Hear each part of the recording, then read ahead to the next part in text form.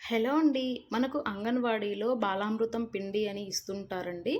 అది ఏం చేయాలో తెలియక చాలామంది కూడా అది పడేస్తూ ఉంటారు. మనకి ఎందుకంటే నెల నెల ఇస్తూ ఉంటారు గదా! రెసిపీస్ ఏం చేయాలి అని తెలియకోకుండా కొంచెం వేస్ట్ చేస్తూ ఉంటారనమాట. సో, తెలియని వాళ్ళ కోసం ఈ రెసిపీ అయితే నేనిప్పుడు బాలామృతం పిండితో గారెలైతే చేస్తున్నానండి. ఇవి చాలా సింపుల్ అండ్ టేస్టీగా అయితే చేసుకోవచ్చు. మనకు చిన్న పిల్లల దగ్గర నుంచి పెద్దవాళ్ళ వరకు అందరూ కూడా ఇది తినొచ్చండి. చాలా పోషక విలువలతో కలిగి ఉంటుంది. ఈ ప్యాకెట్ వచ్చేసి మనకు 2.5 కేజీ ప్యాకెట్ అయితే ఉంటుందండి. ఇంటి ఇళ్ళపాది మొత్తానికి అంతే సరిపోతుందనమాట. చాలా ఎక్కువైతే ఉంటుంది. సో, ఇది వచ్చేసి ఓవరాల్‌గా 2.5 కేజీ అయితే ఉంటుందండి ప్యాకెట్టు. సో, అందరికీ సరిపోతుందనమాట. చూసారా చాలా గుల్లగుల్లగా ఉంటుందనమాట. ఈ పిండి నేను 2 కప్పులైతే చేస్తున్నానండి. ప్రస్తుతానికి ఈ కప్పుతో 2 కప్పులైతే తీసుకున్నాను. మనకు దీనికి ఎక్కువ వస్తువులు కూడా ఏం అవసరం లేదండి. ఇంట్లో ఉండే వాటితోనే ఈజీగా అయితే చేసుకోవచ్చు. దీనికి మనకు కావాల్సింది గోధుమ పిండి, తురిమిన కొబ్బరి అండ్ యాలకుల పొడి కొంచెము అండ్ బెల్లము. అంటే దీంతో ఆల్రెడీ షుగర్ ఉంటుందండి. మీ టేస్ట్‌కి తగ్గట్టు షుగర్ సరిపోదు అని అనుకుంటే 2 టేబుల్ స్పూన్లు బెల్లం కూడా యాడ్ చేసుకోవచ్చు. నేను ఓవరాల్ ప్రాసెస్ అయితే ఇక్కడ చెప్తున్నానండి. వీడియో స్కిప్ చేయకోకుండా అయితే చూసేయండి. నేను ఇక్కడ 2 కప్పులు అయితే తీసుకున్నానండి. దానికి 2 స్పూన్స్ బెల్లం అయితే ఇట్లాగా తురిమైతే పెట్టుకున్నామండి. దీంతో డైరెక్ట్‌గా బెల్లం అయితే వేయకూడదు. ఎందుకంటే కరగదు కాబట్టి బెల్లం కొంచెం వాటర్‌లో ఏసి దాన్ని నానబెట్టుకున్న తర్వాత టీ స్ట్రెయినర్ యూజ్ చేసి మనం అయితే వడగట్టుకొని పక్కనైతే పెట్టేసుకోండి. అంతలోపు మనం ఇక కావాల్సిన పదార్థాలన్నీ రెడీగా అయితే పెట్టుకోండి.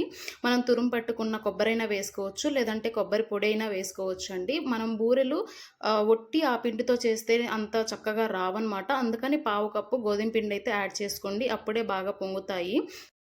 మనం ఈ బాలామృతం పిండితో చాలా రకాల రెసిపీస్ అయితే చేయొచ్చండి. అవి ఇంకా ఎవరికీ తెలీదు. చాలామందికి తెలియక వేస్ట్ చేస్తూ ఉంటారు.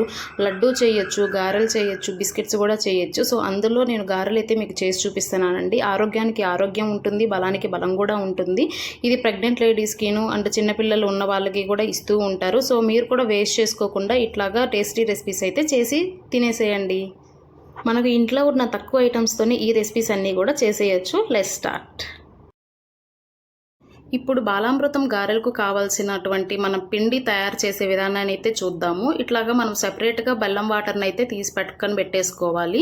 దీనికి మనం ఒక 2, 3 యాలకులైతే దంచి ఆ యాలకుల పొడి కూడా తీసుకోండి. ఆ టేస్ట్ అయితే బాగుంటుంది. ఈ పిండిలో పావు కప్పు గోధుమ పిండి అండ్ మనకు కొబ్బరి పిండి, కొబ్బరి పొడి ఉంటుంది కదండి. ఆ పొడి మీరు లాస్ట్‌లో యాడ్ చేసుకున్నా పర్వాలేదు. అంటే పిండి కలిపేటప్పుడు యాడ్ చేసుకున్నా పర్వాలేదు. ఇట్లాగా మనం కొంచెం కొంచెం వాటర్ అయితే పోసుకుంటూ బెల్లం వాటర్ ఉన్నాయి కదండి. అవి వేసుకుంటూ కొద్ది కొద్దిగా వేసుకొని కలపండి. ఎందుకంటే ఈ పిండికి ఎక్కువ వాటర్ అయితే పడవన్నమాట. సో, మనం కన్సిస్టెన్సీని బట్టి వేసుకుంటూ కలపండి. ముందుగానే మనం దంచి పెట్టుకున్న యాలకుల పొడి కూడా వేసుకొని కొంచెం అట్లా మిక్స్ చేసిన తర్వాత మనం కొబ్బరి పొడి కూడా యాడ్ చేసుకోండి. ఎందుకంటే పిండి మొత్తానికి ఒకటేసారి పడుతుంది కాబట్టి కొబ్బరి పొడి యాడ్ చేసుకొని పిండి అంతా కూడా దగ్గర పడేలాగా కొంచెం కొంచెం వాటర్ అయితే వేసుకోండి. ఈ బెల్లం వాటర్ అయిపోతే మీరు నార్మల్ వాటర్ కూడా యూస్ చేసుకోవచ్చండి. కానీ వాటర్ ఎక్కువ పడవు. చూసి జాగ్రత్తగా అయితే వేసుకోండి అనమాట. నార్మల్గా పిండి దగ్గర పడేంత వరకు ఇట్లాగా చేతితో మెత్తగా కలుపుకుంటే సరిపోతుంది. వాటర్ అయితే ఎక్కువ పడవండి. దాన్ని బట్టి మీరు కొంచెం కొంచెం అయితే వేసుకొని కలుపుకోండి. ఇట్లా మొత్తం కూడా పిండి ముద్దలాగా తయారవ్వాలన్నమాట. కన్సిస్టెన్సీ చూసారా చాలా సాఫ్ట్గా ఉంటుందండి ఈ పిండి. ఇలాగ మొత్తం పిండి కలిపేసిన తర్వాత మీ దగ్గర ఏదైనా కాటన్ క్లాత్ ఉంటే దాంతో కవర్ చేసేయండి. లేదంటే మూత పెట్టేసి ఒక 10 నిమిషాలు అయితే నాననివ్వండి పిండిని. మీ దగ్గర టైం ఎక్కువ ఉంది, మేము తర్వాత చేసుకుంటాము అని అంటే ఒక 2 అవర్స్ దాకా నానబెట్టినా కూడా పిండి మాత్రం చాలా బాగా నాని గారెలు అయితే పొంగుతూ వస్తాయనండి. ఇక్కడ నాకు ఎక్కువ టైం లేదు కాబట్టి నేను వెంటనే ఒక 10 నిమిషాల తర్వాత అయితే చేస్తున్నాను. ఇట్లా చపాతీ రుద్దుకునే పీట కానివ్వండి, ఏదైనా ప్లేట్ మనకు ఒత్తుడికి అట్లాగా తీసుకొని దాని మీద ఇట్లాగా కవర్ అయితే వేసుకోండి. అంటే మనకి ఆయిల్ అప్లై చేసిన తర్వాత ఈ పిండి తీయడానికి బాగుంటుంది కాబట్టి అట్లాగా కవర్ అప్లై చేసుకొని దానికి కొంచెం ఆయిల్ అప్లై చేయండి. ఇట్లాగా ఈ పిండి ముద్దను 10 నిమిషాల తర్వాత చూసారా మనకు కన్సిస్టెన్సీ అనేది. దాంతో చక్కెర ఉంది కాబట్టి చక్కెరలో నుంచి వాటర్ అయితే కొంచెం ఫామ్ అయిపోతూ ఉంటాయండి.